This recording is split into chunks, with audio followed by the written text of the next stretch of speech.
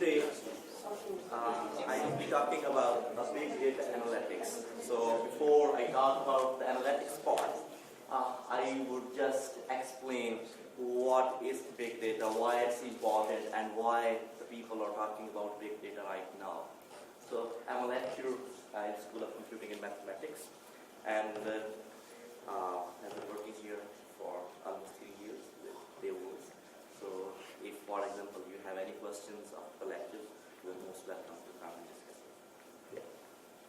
So I will start with a few examples from industry, from science, and from community.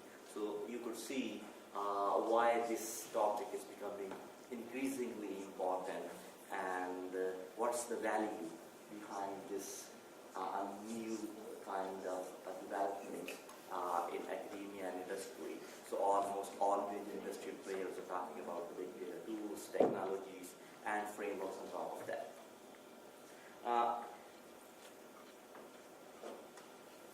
So RFID. You talk about or you basically come across almost everyday life. If you visit basically supermarket and you buy something, there is basically kind of you are interacting with RFID technology. So almost all the product placements are when basically you scan your color card or you scan a product ID, basically you are interacting with radio frequency ID or identification. So this technology is becoming more and more important and finding applications beyond supermarkets. For example, nowadays the people are putting kind of sensors on the motorways and they are counting the cars and congestions, for example.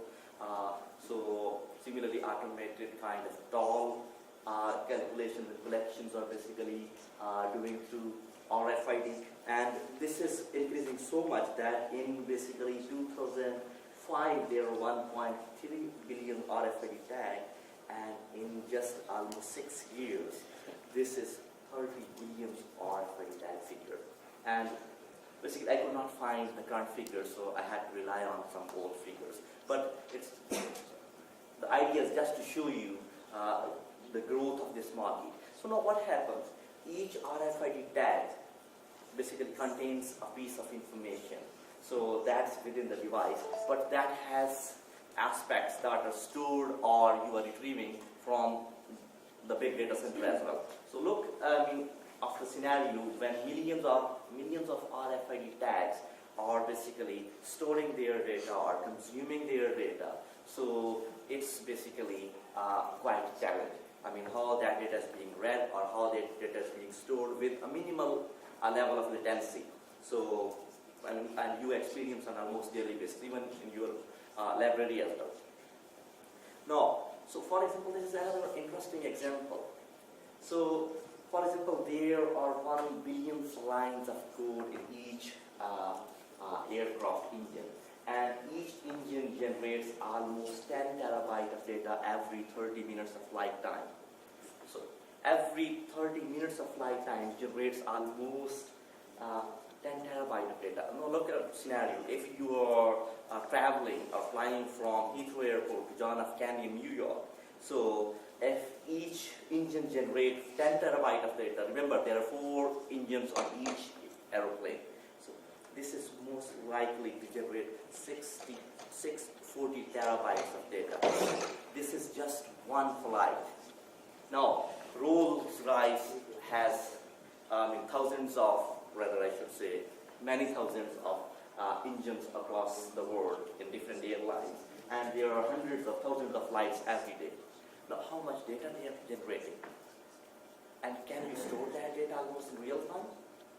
And the amount of infrastructure, amount of efforts that's required to process this data.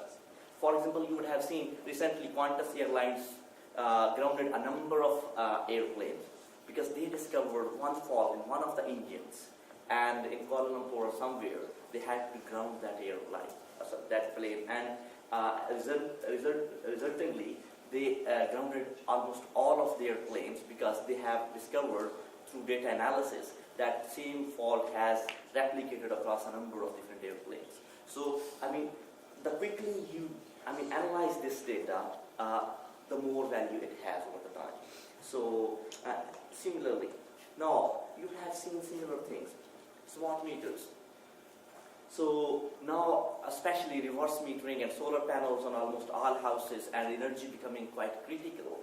So, and it's not just energy generation, rather in energy consumption patterns, the agencies or the company needs to know almost in real time that how much their basically is the energy consumption and how much is the energy generation, and with price pattern and all that, so smart metering is becoming an important. So through wireless technologies or 4G or basically other kind of communication mechanisms, they are sending almost in 50 minutes to 1 hour the meter readings, almost 15 minutes to 1 hour, depending upon the granularity that each company is using. So there are billions of transactions per year. So this was basically a slightly old figure, but it may have been crossed almost 500 billion transactions per year.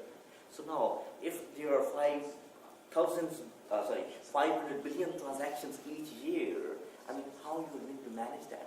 The amount of data that they are generating, and basically then writing statistics or analytics on top of that. This is really a challenge actually. So this is not, for example, similar example is eBay, for example. eBay is generating billions of transactions every day. And now they're struggling to cope with the kind of the transactions they have.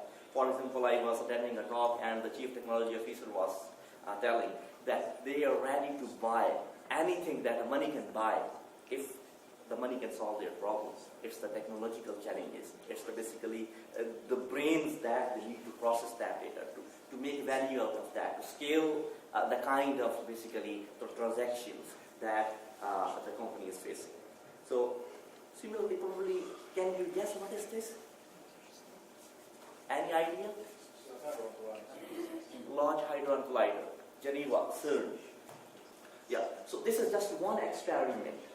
They have 4 experiments running in parallel, and they are generating 15 petabytes of data every year. So, and interestingly, they do not have the capacity to store that data locally. They do not have the capacity to process that data locally. So now they have kind of franchised a number of companies and supercomputers and research labs around the world to store and process and replicate this data. So nowadays, the total, the size of the data is 100 petabyte plus. And I will be explaining what's in the next few slides, that how much it costs to just store and process 1 petabyte when they have 100 petabyte plus right now. Another interesting, not far from here, I wanted to have a local scientific example, square kilometer array. So the world's most powerful telescope. Although their test bed is in Australia and South Africa, but their headquarters is not far from here, close to Manchester.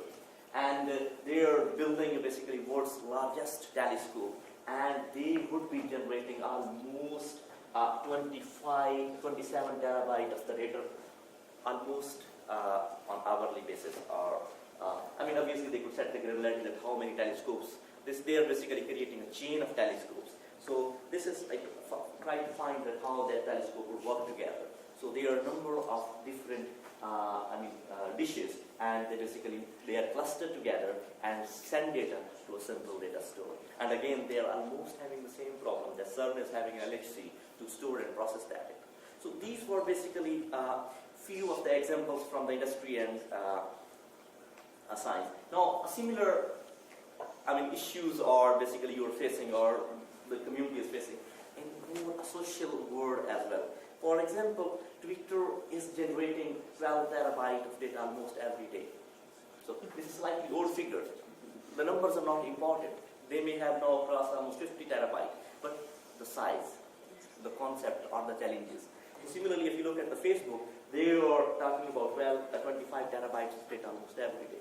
And Google is another example. Their YouTube, Google Earth, their search engines, so literally they are in petabytes. And now, if you look at billions of RFID tags, the millions of the meters, and obviously the billions of the devices, and how much infrastructure or how much basically the challenge is involved to not only store, transmit, or process this data, but the important thing is that data will remain data if we do not generate value out of that. Now the competition is that who would generate value would obviously would be a smart person, and this is the reason that in coming one of the slides, I would be equating this scenario to gold mine. So everyone is trying, but who would actually mine that in a way or intelligently would generate value out of that.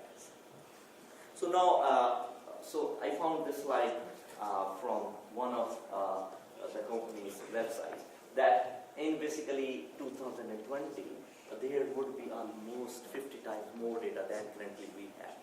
So the amount of the data is growing. So, and growing not only linearly but exponentially. And so this is very important slide. So the percentage of available data an organization can analyze is decreasing proportionally to the data available. It means we are becoming more naive about our own organization. So we have more data, but we do not have means to process that data. For example, University of Derby may have been storing a few terabytes of data every year, but we do not have means to process that. What does this mean actually? So we are becoming more naive about the data or about our organization. For example, if you could think that the data available is growing exponentially. So, but the data we can process is simply, our tools and technology is more kind of basically horizontal. But the amount of data that's becoming available to an organization is growing exponentially.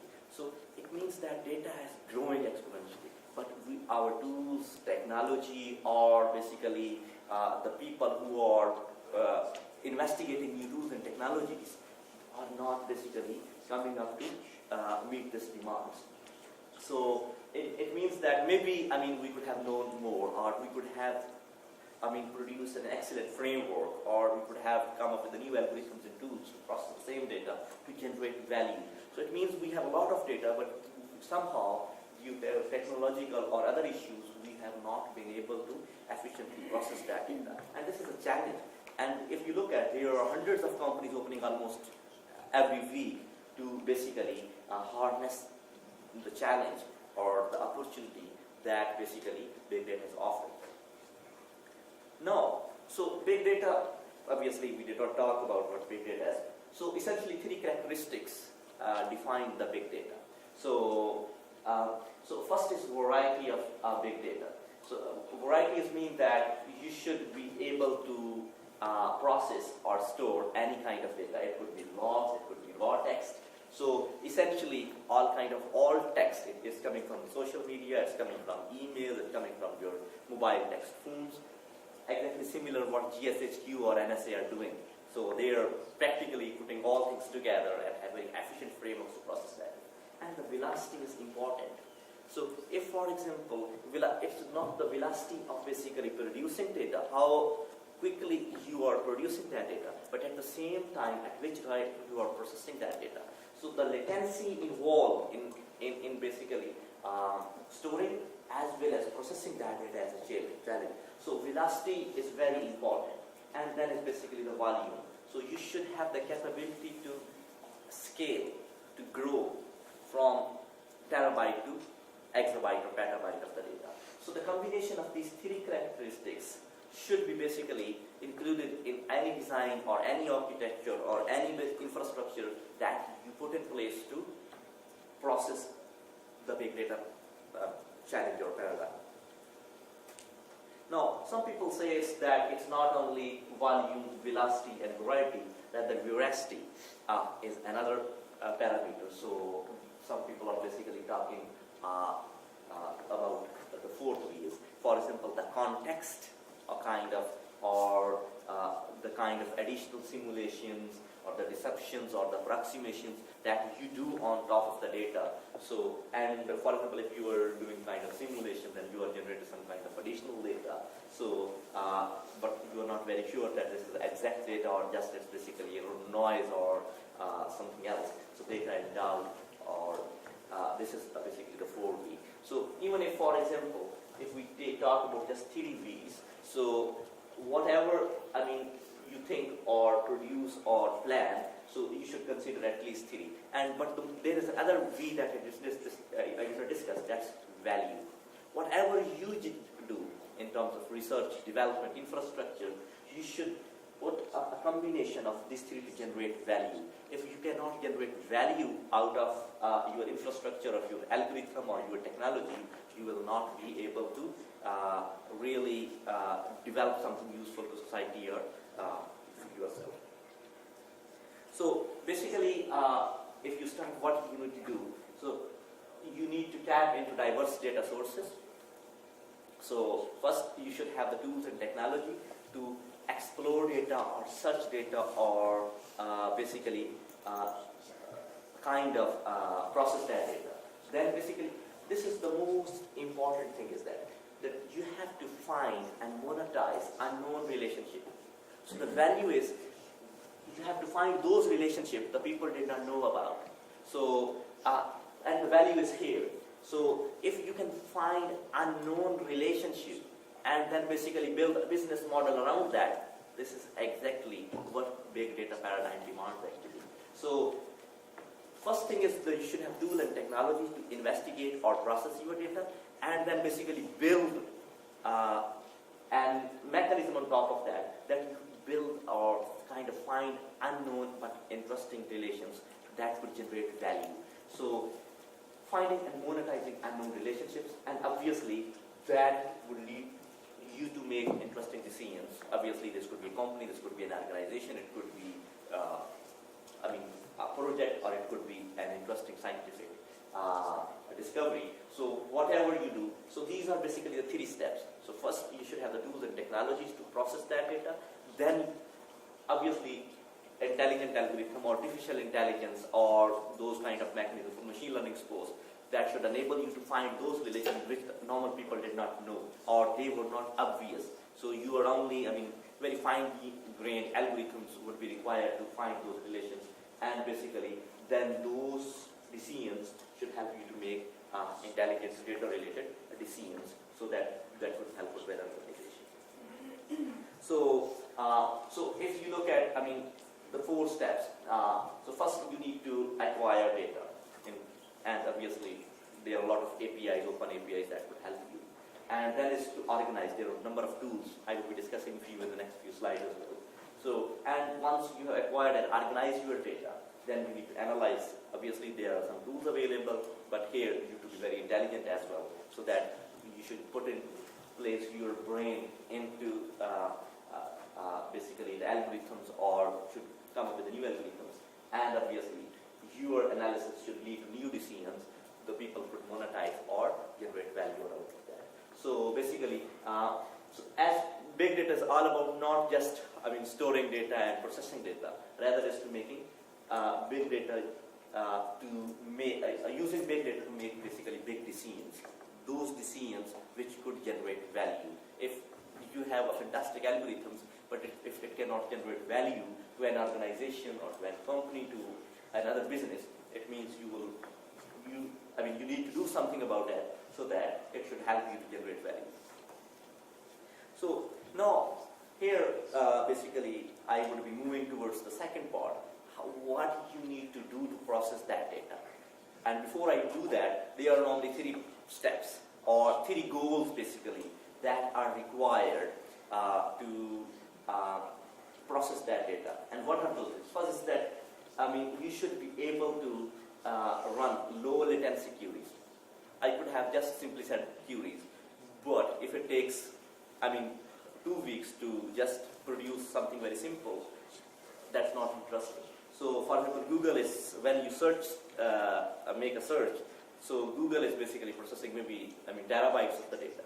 So, and that too in milliseconds. So you should be able to process or run basically low latency queries on the historical data. And then basically it should not only be historical data, it's only the live data as well. So for example, the people are developing video surveillance applications, and as soon as the video streams comes into data center, in the next second they will tell you, who that person is or what kind of that object is. So as soon as your object is matched to offenders database, for example, in your organization, an immediate alert would be generated. So, so this low latency queries, or the processing of live data or real-time data. This is very important. So, and basically the third is that you should be able to process that data to make better decisions.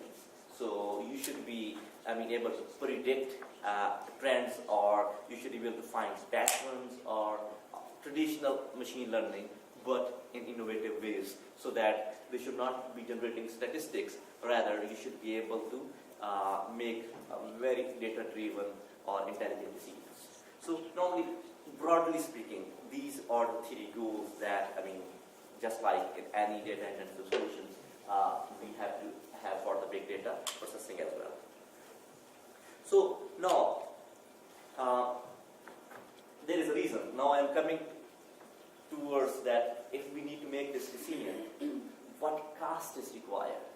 So if, for example, you propose a $1 billion solution to just process 1 petabyte of the data, is that cost effective? The people would like to buy it. Is it, can you afford it, or your organization can afford it?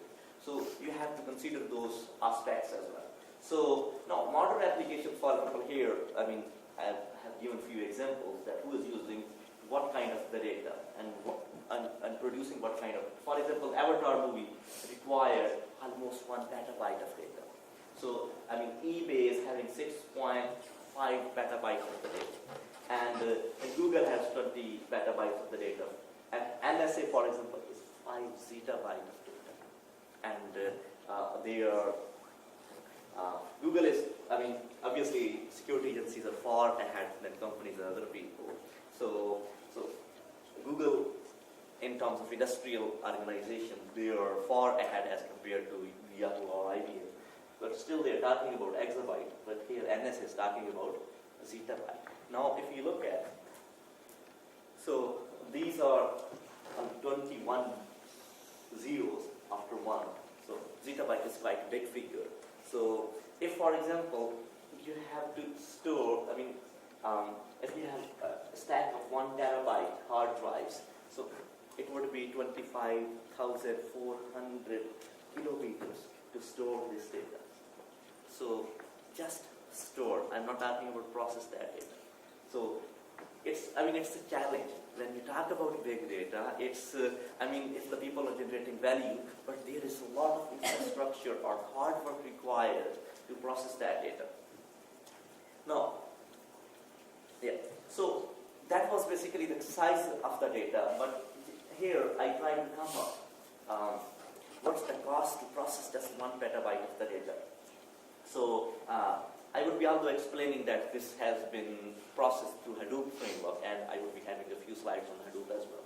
So, so 1 petabyte is 1 million gigabyte or 1,000 terabytes. So why is there something?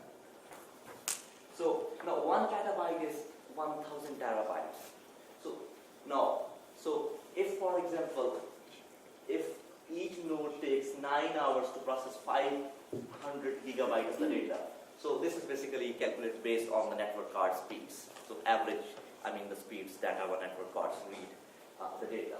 So, so I will not go into this detail so you could read it. So just for single one, you need almost $300,000. So, so this is for just 500 GB. So now if you divide that on basically 1 petabyte of the data, so you will need basically 750 days. So, and if you have 1,000 cloud node, so if you are processing 1 petabyte of the data, so this would basically take almost this amount. So, obviously the companies have come up with interesting frameworks. Google is doing it almost 1/3 of this price. So, and this is, I got these figures from a US research project, who did it in a conference and for DNA sequencing. So, and then there is a European Biomolecular Institute in Cambridge. So they are using these figures actually to drive their infrastructure costs and using it in various projects. So this is the cost required to process 1 petabyte of the data. Now, so this was just the cost. Now, I mean, obviously, previously we were talking about storage, but now we are moving towards the processing as well. So obviously, just we talked that previously we used almost 1,000 computers. So it means that we need number of computers. But how those computers need to talk to each other? What is installed on that I mean, they could make collaborative decisions. We just talked about, okay, there are 1,000 computers out there, and they will talk almost, suppose, $6 million. But how much, I mean, infrastructure we need? What kind of effort and software stacks we need? So, for example, Facebook is thought to have almost 60,000 servers to process the 25 terabyte of the data they are collecting almost every day. So, Internet too has almost 70,000 servers. Google is almost million servers, and obviously they are planning to double or triple this capacity. So, one is just the number of servers available, but what is installed on those servers? I mean, and how those servers collaborate, work together as a single piece or a single infrastructure, as a single application to make data-driven decisions and to process that big data. So, this is here we need to think that why now all people are talking about a big data? Why did not, I mean, thinking about that? Although but still people have talked about, for example, the cloud or the infrastructures or the HPC or the grid computing is not new. The people are using it for the last 15 or 20 years. But now, why, I mean, this is becoming a buzzword. Why everyone is talking about that? So the question is, I mean, to some extent they have tools and technologies as well. But why, I mean, now, why, I mean, it's important that this is becoming really significant. So I try to equate this with kind of a gold mine. So if you look at, I mean, this is a very old style gold mining process. People used to mine things manually. Now, and there would be very ambitious bunch of people, few, you could count 5 or 6, they would always be working on a field. And if there is a success, so the world would expand and everyone would say, okay, there is a goal in that part of the world. And the people would start coming, and eventually the companies would come and they would invest and would basically generate automated procedures and to produce high quality goods. So there would be an ecosystem of the companies and people who would invest basically. But first step was that someone ambitious did something manually and produced something, and then the word spread, and this invited a lot of investment. And now they are not only basically exploring the same field that this gentleman was exploring, but they are generating value of that. Maybe this was producing 8 karat gold, but now they're, processing 25 karat gold. So if you look, if you equate the same scenario to a big data, so there were few people who were doing basically big data applications, but the people did not know that there is a value, there is a money, there is a lot of business in that. So as soon as a few individuals succeeded, the word spread, and the people or the big companies or the entrepreneurs started investing into that. And now basically the big data has become a massive industry. So investment is coming. The people are investing in terms of resources, money, time. For example, almost all major universities are starting data science programs. So they are having intelligent people as well. So a few years back, machine learning was not that interesting. Now, obviously, that has got a new, additional value. And similarly, a few years back, for example, the distributed infrastructures, when the people were not talking about, or they are not scalable infrastructure, but now everyone is talking about cloud computing. So we have infrastructure, we have people, we have basically the business and interest as well and investment. So there is a kind of ecosystem.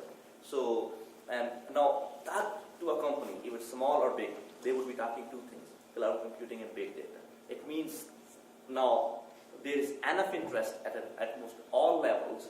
So is it the university, they're talking about big data and cloud computing. If this is industry, they're talking about big data.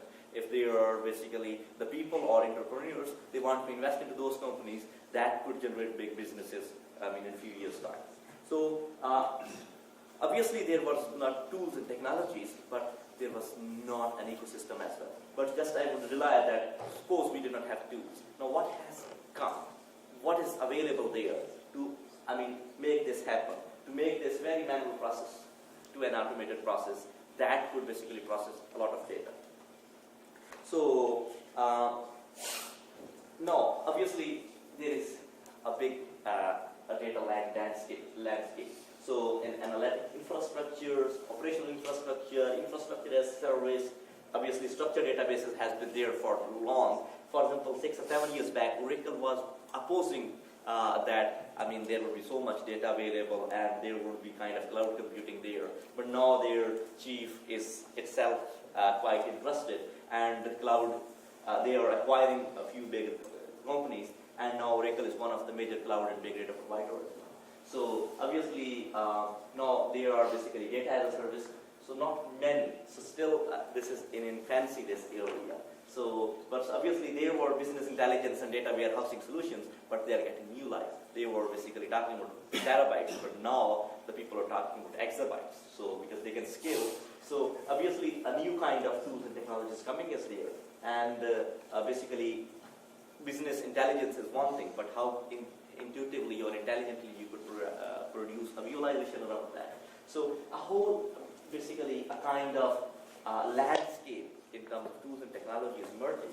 So obviously the base technologies that can process, store and harness that data is now much more mature as well. So relational databases kind of are disappearing, and new SQL databases or new tools to store that data almost. For example, here you would have seen Age-based and Cassandra. These are the two technologies that are getting momentum. So if you look at, if you have played with MySQL, how many thousands or the millions records could be inserted in real time? That's the challenge. So they are poor in terms of data insertion. So they cannot be, they cannot scale to the, for example, a Facebook or Twitter application that needs millions of insertions per second. So now the new databases actually can do that. Now new frameworks, for example, Mahal is machine learning library on top of Hadoop that can process the data almost in real time and scalably as well. They are coming as well. So now technology landscape is maturing. New tools and technologies are coming. So this is one of the reasons. Obviously, demands led to investment in the creation of these technologies. And as the demand is growing, these technologies are maturing with the passage of time. So I would not be able to explain all of these technologies, but some, for example, Hadoop, I would be spending a few minutes on that. So Hadoop started in 2004. So Google GFS paper was published, this first paper that came into market. And then there was a company that was known as Nudge that basically implemented the same concept, and this is the MapReduce framework. So, and then 2006, this becomes a Lucene subproject. Lucene is more basically a search engine, so kind of.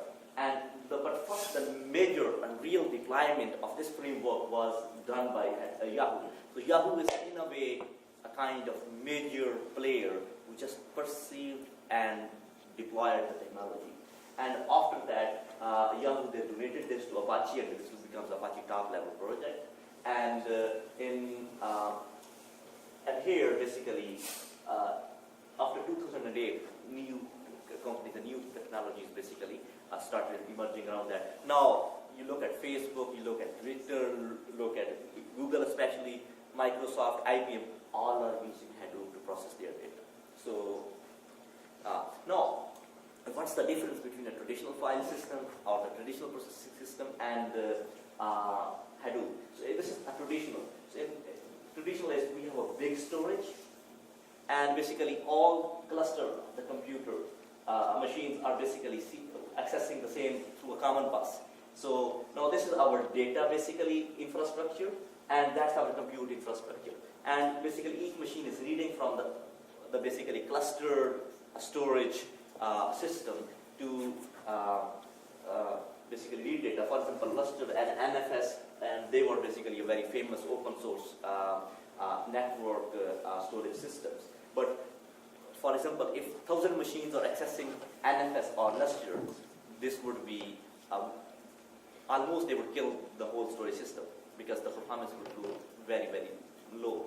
So almost all the supercomputing systems, supercomputers, wherever supercomputers right are, for example in Cambridge or in Oxford or other universities or even in GSU, still they are using basically network storage system. So, and now the idea was that basically the data would be moved towards computing, or the computing would move towards the data. But in this case, these were two separate entities. So if we have to process that data, either the data should be copied and stored into the RAMs of the computers, or somehow there should be some kind of other mechanism that need to be. So, but that was very, very slow. This has been all network systems or all enterprise systems. This was, for example, our university is having the similar system right now even. Now, this is basically a modern system. It's kind of parallel system. The people's data parallel system. So here, when, for example, we have a file or a list of files, we would create first we would break this up, and we would create a blocks. For example, if we had, for example, 50 GB, we would create, for example, 10 blocks of 5 GB each, suppose. And then we would replicate them to 3 individual nodes. So within the clusters, we would store that into 3 individual nodes. So all those 3 individual nodes would start processing that. Now, obviously, since we have cheap commodity computers there, so this mechanism does not need powerful supercomputers. Any machines could be basically integrated into this infrastructure. So now instead of all the machines reading from one storage, rather they will be reading their data locally, because we are just pushing their data to the local clusters. Now the data and computation are on the same machine. There are no bottlenecks, there are no performance issues. So obviously it takes time to break this up and to replicate, but since this is mostly done in the local environment, so performance is not a problem. This is known as the data basically. So we do not need archival and computing brought to data. Basically, originally, all the computers were basically accessing data from central storage. Now we are moving data to storage. So to computers, or vice versa. But it's now each machine, each data and compute are on the same machine. So with this one, the local storage and the local memory and the local resources on each machine are being used to process the data. So look at, if you have 1,000 nodes cluster, you are basically making use of all the resources that are on those individual machines to process that data.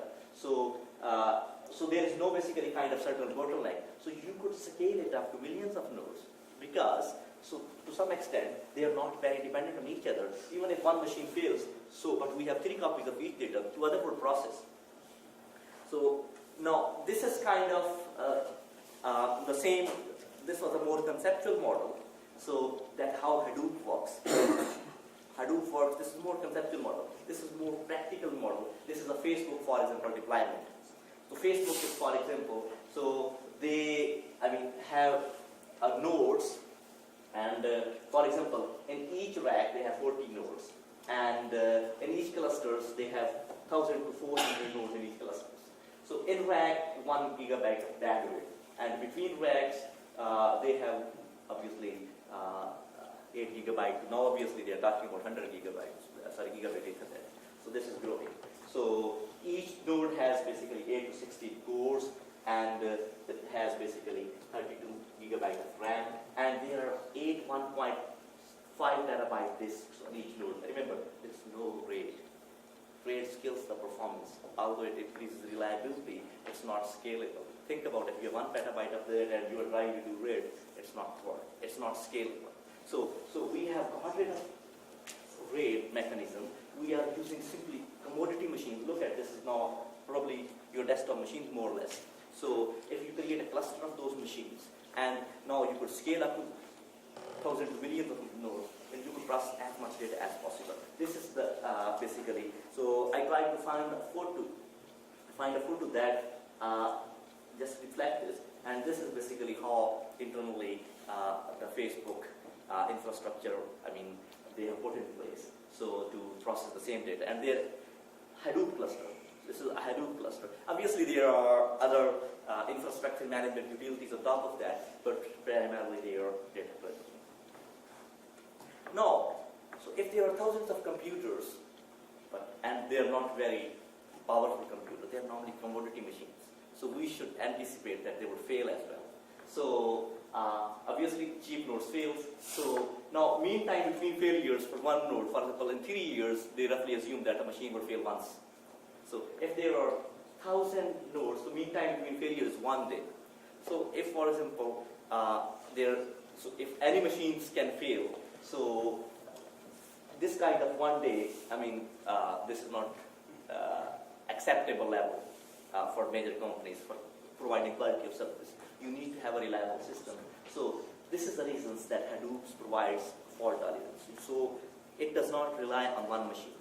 So you would always have 3 copies of the data, and any copies that is processed before would basically get into the system.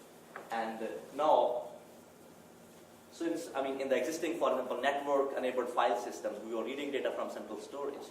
But here, we have low bandwidth because we are using commodity machines. So now we are pushing computation to the data. So, I mean, we would break the data and basically give it to the machine, and the machine would process that and send back the only results.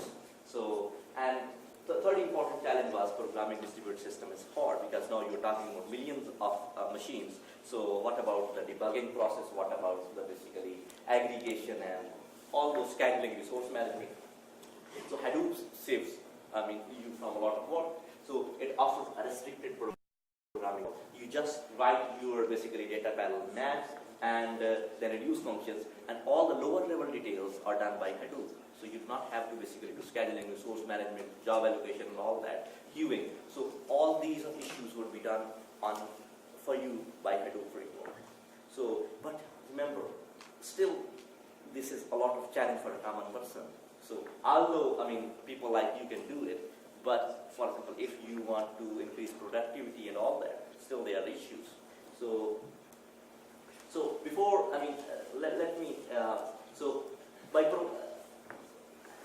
I will summarize it next slide, but still, so by providing a restricted data programming model, MapReduce can control job execution and use value. So these are, so normally people use Hadoop and MapReduce alternatively or interchangeably. So if the people say MapReduce or Hadoop, because Hadoop implements the MapReduce mechanism. So MapReduce can provide automatic revision of jobs into tasks. So if you have big problems and you have thousands of the nodes, you could make use of those basically jobs and the basically tasks. And Hadoop would provide that. So similarly, placement of computation near the data. So Hadoop would decide on your behalf that on which machine the data needs to be moved and on which machine that needs to be processed. So load balancing, you do not have to say that, okay, we have 1,000 machines, some are underutilized and some are overutilized. Hadoop would make sure that all machines are equally utilized. So, and obviously from failures and stragglers, if some machines fail, some data is lost, Hadoop has a mechanism that there is enough replication and redundancy so that if some data fails or if some machine fails or if there are some other issues, Hadoop would recover from it. So all these functions are basically provided by Hadoop. Now, so just a list of the companies who are using Hadoop to do big data processing and big data analytics. So, and the list is growing almost. Obviously, there is a subtle difference here that I should probably explain is the companies, Hadoop is basically a more kind of high throughput computing framework. High throughput is more on historical data. So still Hadoop does not provide real-time analytics. So there are new framework coming on. For example, Facebook has produced just a new framework. And Twitter has, for example, produced a new framework known as Storm. So Storm is equal to Hadoop, but for more basically real-time processing. Facebook is also Numa, known as basically, they are coming up with their own tools and technologies as well. Yahoo has their own tools for real-time analytics as well. Google is working on a real-time framework as well. So these are more historical frameworks. So, but the real-time frameworks would be using the same Hadoop architecture, but they would be taking into account the real-time issues as well. For example, if you do a real-time text analytics or real-time video analytics, for example, security agencies wants your text message to process almost in real time, but it would not be useful. For example, traffic agency wants your video stream to be processed in real time, but it would not be useful. So there are new frameworks that are being produced, and a lot of research is going on, but just for clarification that these are more historical. Historical data is where you have a few minutes of latency here. So, and if you want results in milliseconds still, and on petabyte or terabyte of data, maybe you would have to somehow do some kind of intelligent in-memory processing to just beat the latencies. So now, MapReduce is powerful. Many algorithms could be expressed, so as a series of MapReduce jobs, but it's fairly low level.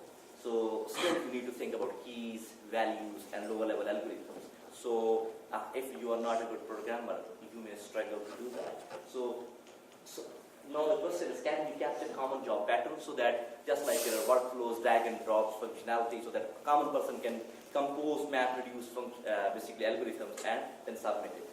Yes, we do have. So, but depending on the level of complexity, for example, if you are an expert programmer, you should just go ahead and start programming in Java and create your own MapReduce job. So, but Apache, this is a big framework. If, for example, you need more APIs that you could express your jobs and MapReduce function into.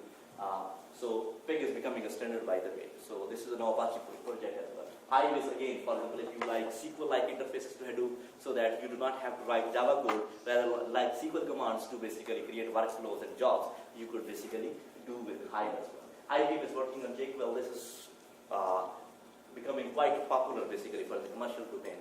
So there are a lot of commercial companies who are supporting this, for example, Visa, and not just only Visa, there are now a number of companies that are using that as well. Big Sheets is just like a browsing framework, so you could drag and drop and your job is ready and then just submit. So depending upon the level of, obviously, easier solution would have less complexity, but at the same time less functionality as well. If you need, a very deep insight what's going on in debugging on all that, maybe Big Sheet will not be able to provide that. So the deeper you go, obviously, the more expertise you need, but obviously the level of complexity will be a little bit higher, at least for the development. Now, there is another aspect that I did not mention. Just read it. So Adam Savage basically took a photo of his vehicle, and obviously he used a smartphone, and that has a context-aware information, and then he basically deleted. And I said afterwards, so since the photo was taken by a smartphone, and obviously there's a context-related information, so that revealed exact location as well.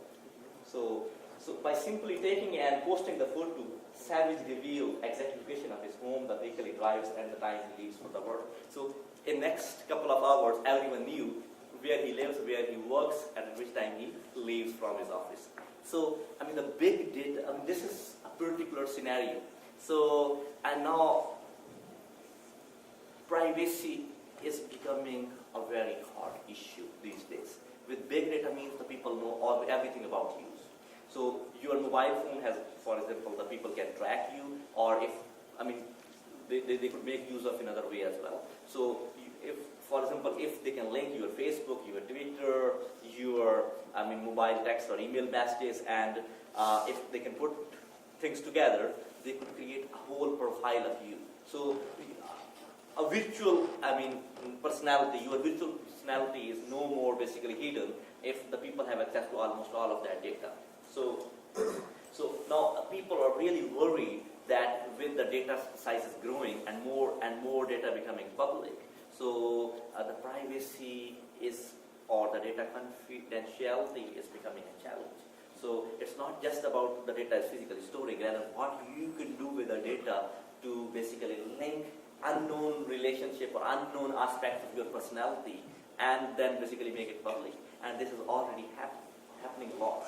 So, and basically the people are doing more and more basically to generate value. So, and obviously the people are then selling your data and making public. For example, now Google is almost forcing you to share your data by using basically your own email address to search, so that they should know what kind of searches you have been doing, and basically they could do targeted advertisements.